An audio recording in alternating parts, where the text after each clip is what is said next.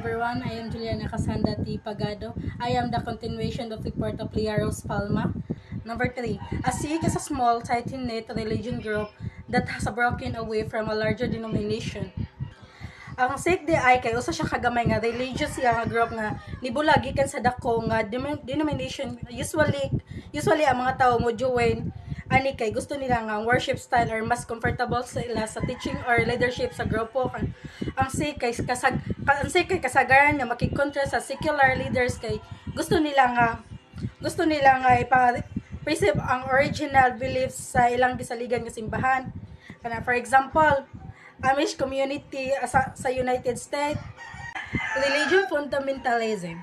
A major issue is a contemporary religion is religious fundamentalism.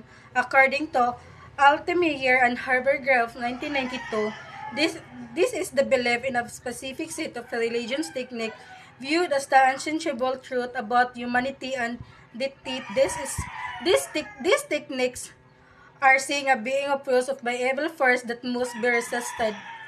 Ang fundamentalism di ay kay kanang religious nga fundamentalism is the strong belief na nga ilang relihiyon na ang tinuod og sakto.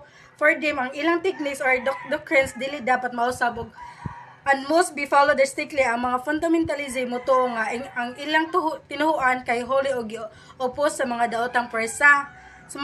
Sumapa ni Altemeyer og Hansberger sa 1992 na ay duha ka klase ani non-violent intolerance. Dili sila violent pero sa sarado kay kayo sila nga manhunahuna sa uban nga religion. Sa violent intolerance gagamit na sila og physical violence para ma-achieve ilang religious globalization of religious analyze religious trends in the age of globalization. This is the link to deterioration with religion tradition flow into areas where they are unfamiliar.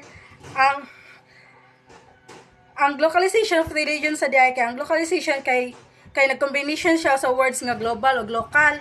It means samtang ang ilang religion kay gapakatas or nag-reach or nag-globalize, mapiktuhan pud sila sa kultura sa lugar nga ilang giadto. For example, ang Christianity, Islam, Hinduism, og Buddhism og Judaism kay gikan sa lain-lain nga lugar pero karon na sila sa tibuok kalibutan.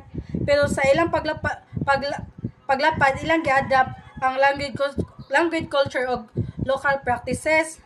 According to the Yodomito of 2020, na upat ka first of localization. First is vernacularizaton, paglang sa religion sa local language. Ikaduha kay indigenation kay paghalo sa religious beliefs sa indigenous or katutubong kultura.